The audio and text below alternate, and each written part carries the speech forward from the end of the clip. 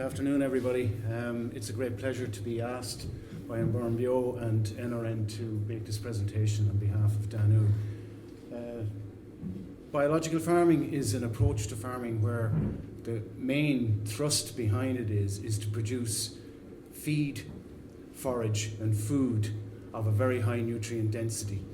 And it's in its best practice combination, if you like, from what we have from conventional farming and organic farming, but with a very strong emphasis to look at what is actually happening in any given production system, high levels of observation, beginning to understand the absolute necessity of the appreciation of the symbiotic relationship between the soil and the plants and the need for greater diversity.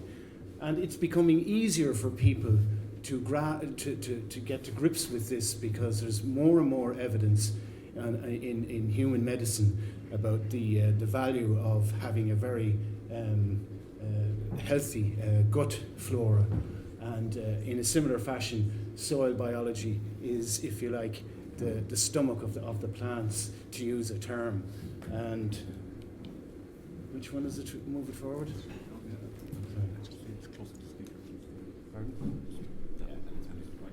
Do you want me to go closer to the speaker?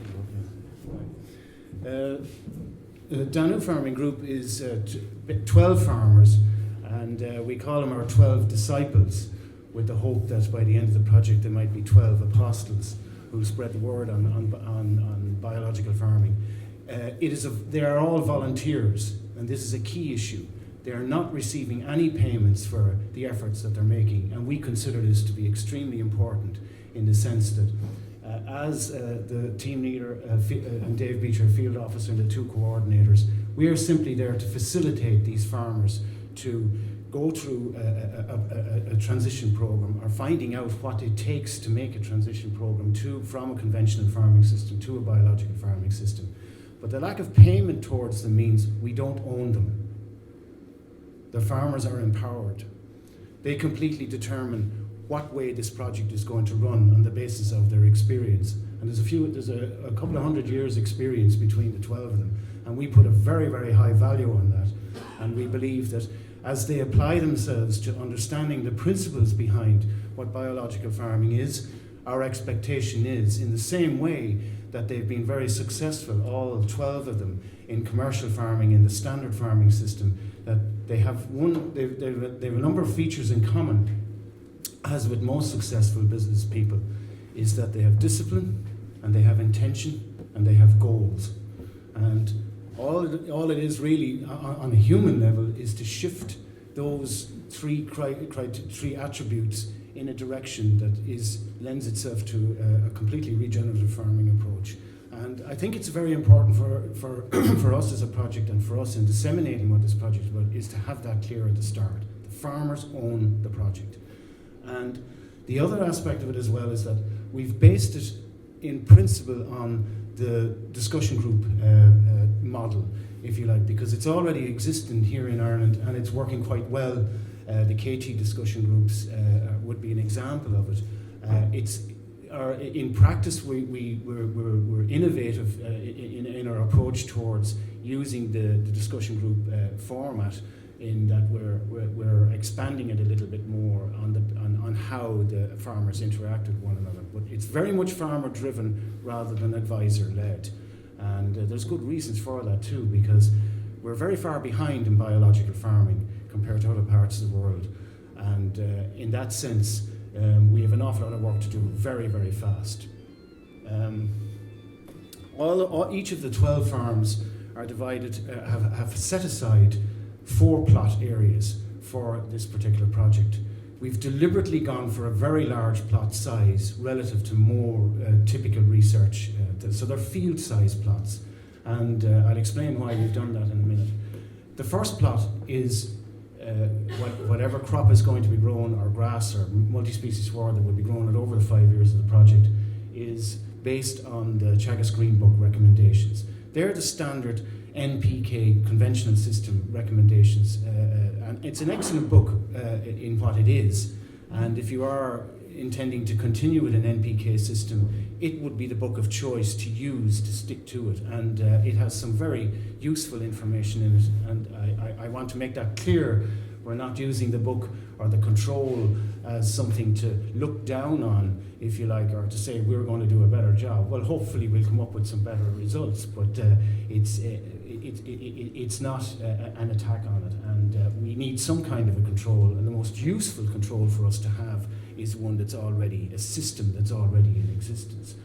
The second plot then will be following those recommendations on the basis of soil tests, exactly the same as plot 1, with one difference. Any artificial nitrogen or any acid phosphate that goes out on those plots is buffered by a carbon source. And I've listed a number of carbon sources there: molasses, humates, sugar, compost, slurry, and farmyard manure. And they're sources of carbon, and the easiest one for us in this project to use so far is molasses. And we may change our views on that when we're trying to see it being taken outside the group and expanded where more farmers take this up. Our expectation and our hope would be that we would have fertilizers available in due course from the companies that would have some carbon incorporated into them. And the most effective carbon in that situation would be soluble humates that would be sort of wrapped in the prill or the granule of the nitrogen. The third plot then is full mineral balancing over the period of the trial, and we will show you in the soil testing that we've done. We've tested 48. We've done 48 comprehensive soil tests on 4 tests for each of the 12 plots, and not a single plot has been in balance, not one.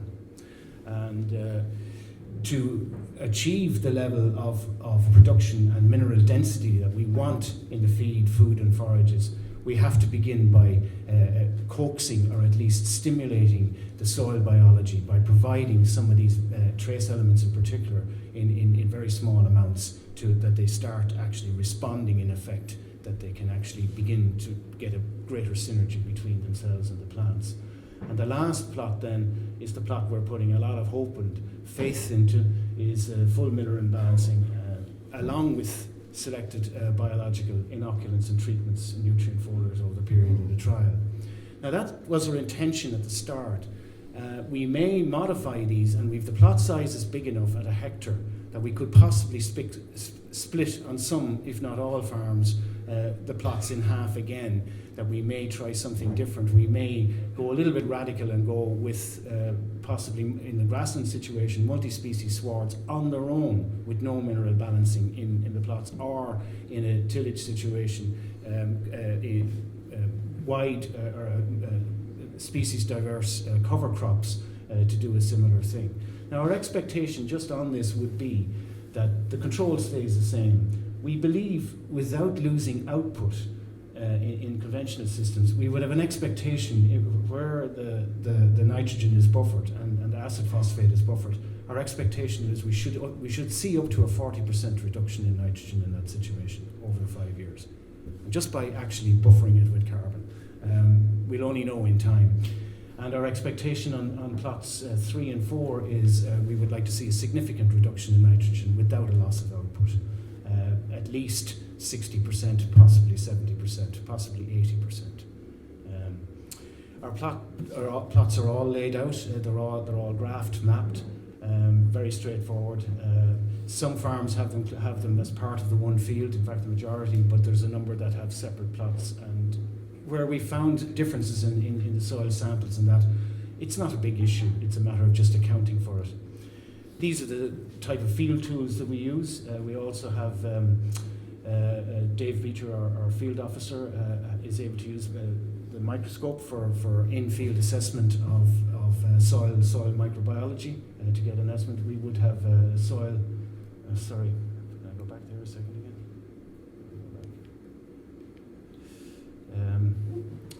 This would be a soil core for soil sampling. This is a penetrometer, and this is the most important instrument of all, a spade. And these would be rings, steel rings for water infiltration testing, and these would be measuring and writing the equipment here. And every farm, each plot on every farm has had a soil profile done. And in this farm, I picked the nearest one to the Burn, and that's a farm in Limerick. And you can see here on this particular farm, across all the plots, there's a gley layer. And there's gleyization after taking place in this permanent grassland. And it's kind of unusual because underneath it is you've got a topsoil-like material. It is a subsoil, a B horizon, but it has the potential to be friable and fertile. And our suspicion is that this would be a long-term grassland pasture, and this gleyization is taking place through compaction and then leaching into this area here. And some remedial action will be very necessary for that soil to come back to its full potential. And then the root map, we will be measuring the root map areas in this soil is 4 inches thick, and which is not very deep at all. Over here you can see the level of iron oxide all around the roots here from the topsoil down. And again, this is a sign of compaction and the release of iron in an oxide form. One positive from this initial survey was the fact that earthworms were there, not in the numbers we really like, but nearly half the numbers like, but more importantly, there's earthworm diversity between surface feeders, burrowers, and deeper earthworm species. Again, an aspect of doing this would be water infiltration levels. And this is quite a task. I don't know how Dave Beecher had the patience to do it for all the trial plots. It takes quite a while to set it up. You have to bring the soil to a field capacity before you actually determine the amount of water infiltration. We regard this as being extremely important because in the greenhouse gas industry, as we call it, because now it's in vogue to be really involved in the greenhouse gas issues, is that we talk about carbon dioxide, we talk about methane, and we talk about nitrous oxide. But the most important contributor to greenhouse gas is water vapor. And the excess water vapor that's now in our atmosphere is a consequence of the imbalances we have, and it's mainly contributed through degraded soils worldwide, where there's more water runoff and lack of infiltration, where the soil is not functioning like a sponge and actually mediating and moderating the way the soil whole hydrological system is managed. And it's going to become more and more clear as time goes on, once we give the due recognition to it. As the dynamic balance has changed in the atmosphere, between the atmosphere and the oceans and the terrestrial areas, is that the extra water vapor is impinging on these greenhouse gases, the methane. It's amplifying their effect because they're relatively small parts per million in the bigger scheme of things, but the water vapor is a lot. And it also means we're going to have to look a lot more carefully at cheap flights, no aviation fuel, and that entails, if we're going to do the job, we need to do it properly. But definitely agriculture is a major contributor in this area. And this is to do with a loss of carbon. So it is directly connected to the loss of carbon, the need for carbon sequestration. So this is why we put a lot of effort into getting an idea of the water infiltration rates across all the plots at the start of the project. And this is the type of information we would have gathered at the start. I won't spend too long on it, but we would measure the sugar levels in the grass, in some of the weeds beside it, because it's very indicative when you see the sugar level in a weed higher than it is in the actual crop you're trying to grow. It's giving you a clearer indication that this weed is trying to fix something in the soil, or you're fertilizing for a weed. And the NPK system seems to have a really strong tendency to fertilize for weed growth rather than for the crop if it gets out of hand. And that has to do with imbalances in the total nutrient supply. Again, we referred to these earlier. We do a visual evaluation of soil and structure here, and it would be vary between 1 and 5. And this is, for this particular soil, this is what we got here. Earthworm counts then, ideally in a spade.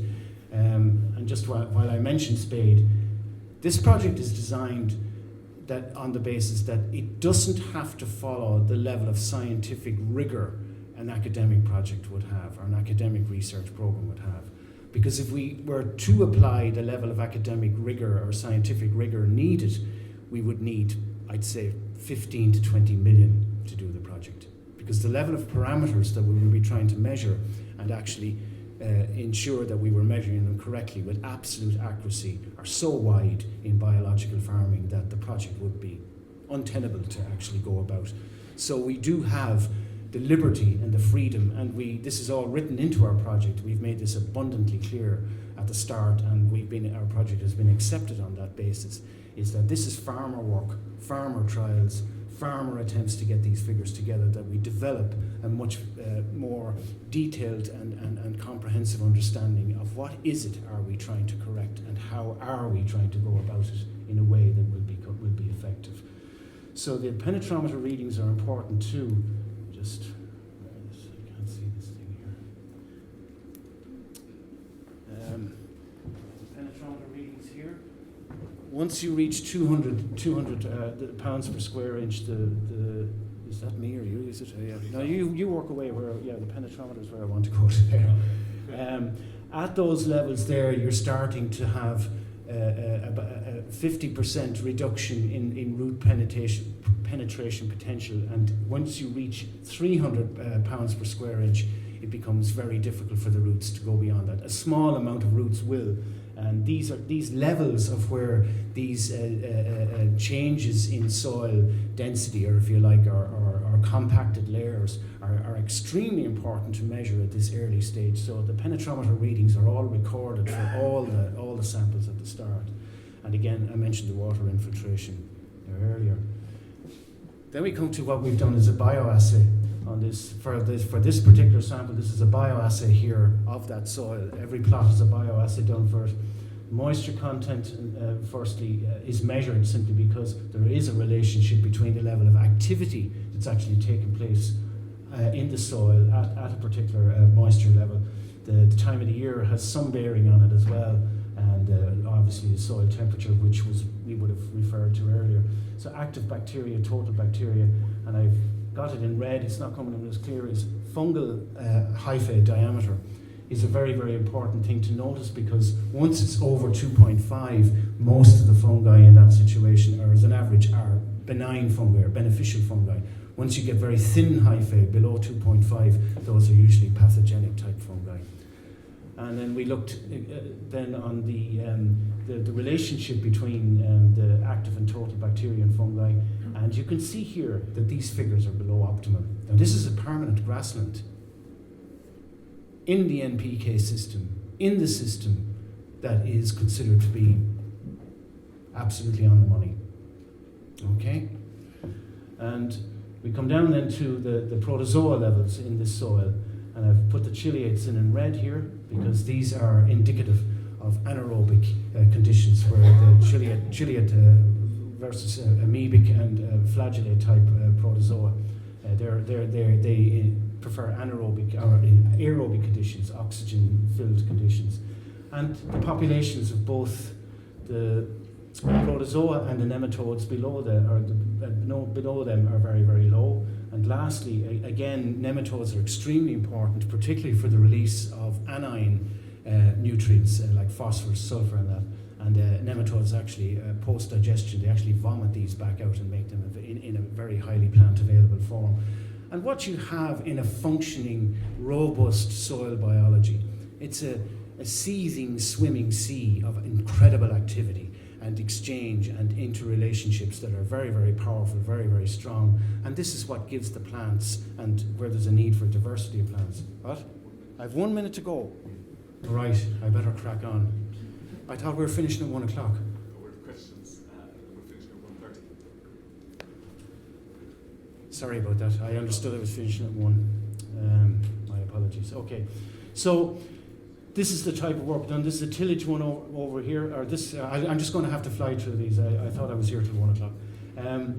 This would be our soil tests. Is this working better? Yes, if you use that one. That one, okay.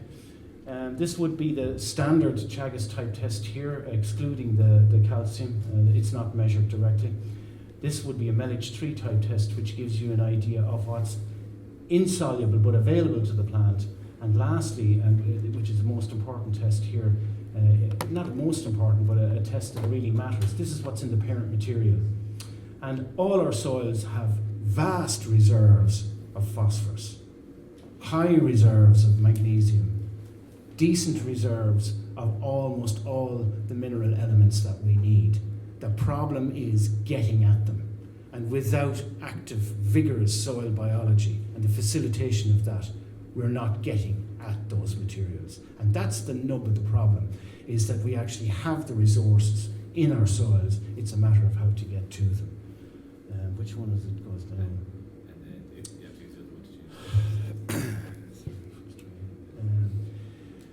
So this would be in field on an ongoing basis, measurement of leaf tests to get an idea of what's actually, for the same farm now, what's actually happening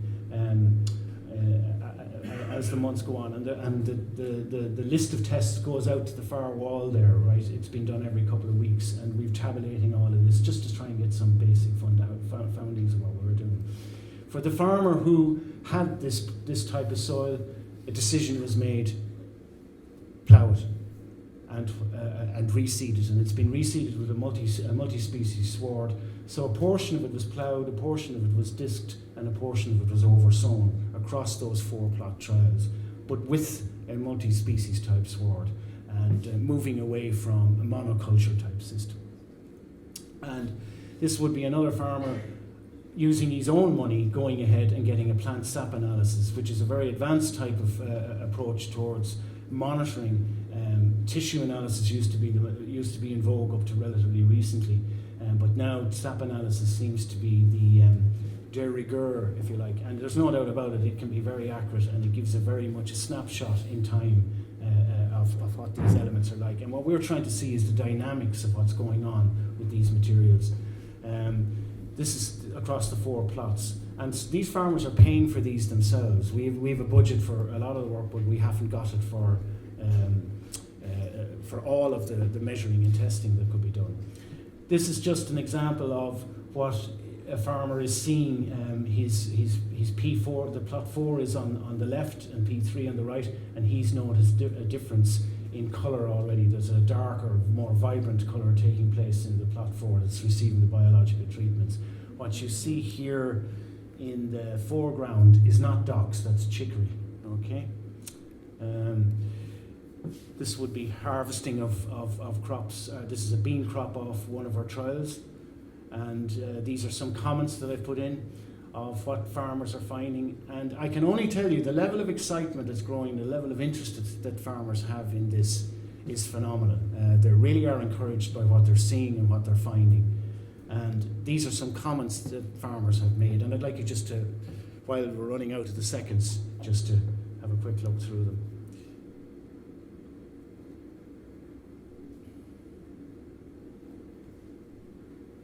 Thanks very much, David.